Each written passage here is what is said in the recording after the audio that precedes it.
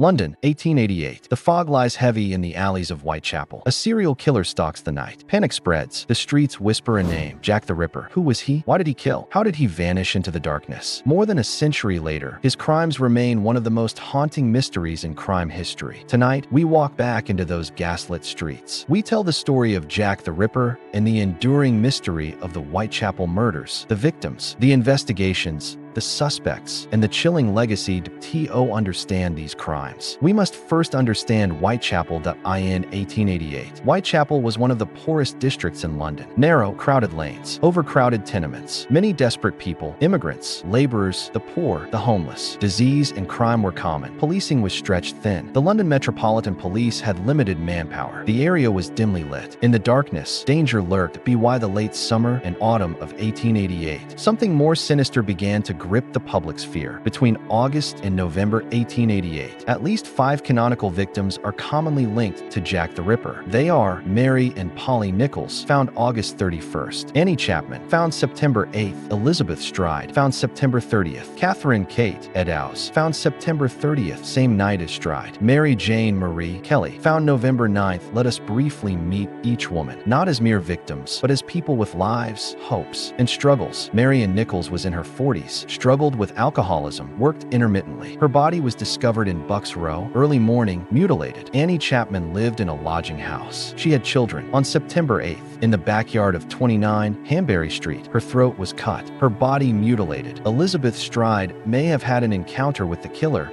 but her injuries were less gruesome. She was found in Dutfield's yard. Because her body had fewer mutilations, some think the killer was interrupted. Later that same night, Kate Eddowes was found in Mitre Square. Her body was more violently mutilated, her face cut, organs removed. A piece of her apron was later found in a doorway many miles away, a clue that confused investigators. Mary Jane Kelly is often considered the most horrific case. Discovered inside her room at 13 Miller's Court, her body was extensively mutilated, more than any other victim. These murders caused panic. A killer was in the shadows. The press exploded. The public demanded answers. How did the police respond? Sadly, with limited tools, little forensic science, and immense pressure, Metropolitan Police and the City of London Police both became involved. There were many detectives, many theories, many dead ends. Some of the main challenges: lack of forensic science, no DNA, no reliable fingerprints. Those methods were still in early use. Confusion in jurisdiction. The murders spanned multiple police districts. Media interference. Newspapers printed speculation. Rumors. Letters claiming to be from the killer. Massive suspects. Hundreds of men were interviewed, but no one was conclusively proven guilty. Public pressure. The government and police were under public alarm to solve the case. One famous clue was a letter sent to the Central News Agency in October 1888, signed Jack the Ripper. Whether this was real or a hoax is still debated. Many letters followed. Some even claimed to include human organs. Over time, the police compiled profiles, theories, and suspect lists, but a conclusive breakthrough never came. The case became more tangled as months passed. Because no suspect was ever convicted, dozens of theories have been formed. Here are some of the leading suspects and the logic behind them. Montague Druitt, a barrister and teacher who disappeared shortly after the last murder. Some believe he was the killer. Aaron Kosminski, a Polish Jewish immigrant and barber living in Whitechapel. He had mental health problems. Some modern forensic claims tie him via mitochondrial DNA, though these are disputed.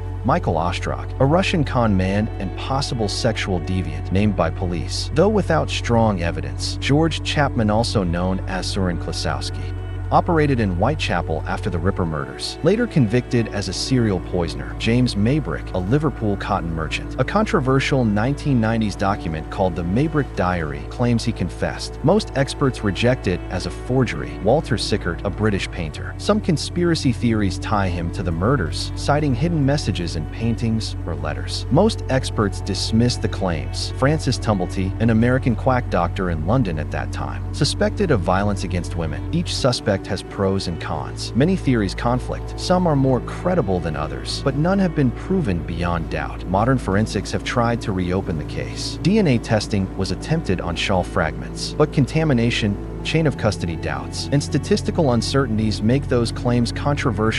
So we remain with mystery. What drove Jack the Ripper? What was his motive? What was his signature or pattern? Motive. Many experts believe hatred of women, sexual frustration, or deep mental illness. Some think the murders were sexually motivated. The mutilations suggest the killer had anatomical knowledge, or at least interest in organs. All canonical victims were women in poor areas, alone at night, often involved in prostitution or vulnerable. The killer targeted dark alleys, secluded spots that he used a sharp knife, often cutting throats first, then mutilating the body, abdomen, kidneys, organs. The killer may have had a pattern in how he destroyed the victims. The face, the abdomen, removal of organs, possibly to shock, or possibly for some inner compulsion. The brutal mutilations set Jack apart. They weren't just murders. They were expressions of rage, possibly symbolic or ritualistic. One of the most dramatic parts of the case is how the media fueled the rumor and horror. Newspapers printed lurid details. They sensationalized every clue and interview. Many letters came to police or newspapers claiming to be from the murderer, sometimes with human tissue, sometimes with threats. One famous letter was the Dear Boss letter, signed Jack the Ripper. It was first printed publicly and gave that enduring name. Whether that letter was real is fiercely debated. Public fear was heavy. People avoided going out at night. Some clubs hired private guards.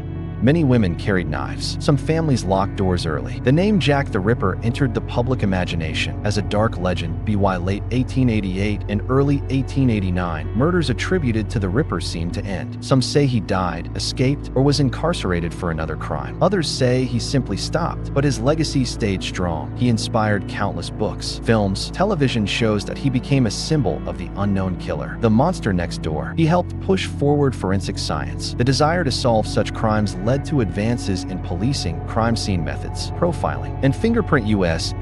In Whitechapel today, tours recount his story. The mystery endures. The name Jack the Ripper is still famous, even to people who hardly know details. Why, after more than 130 years, do we still fascinate over Jack the Ripper? Because mystery grips us. An unsolved crime teases our minds. Because the killer's identity was never proven. We like puzzles. Because the story touches on social issues, poverty, violence against women, policing limits, media influence. Because we project our fears onto him. He becomes the monster in the dark alley, a cautionary ghost. In modern times, people have used new tools, DNA, facial recognition, archival research, to revisit the case. Some claimed mitochondrial DNA matches to Kosminski. Others disputed that the samples were contaminated or provenance dubious. Researchers have re-examined police files, newspapers, letters, burial records, and lodging houses.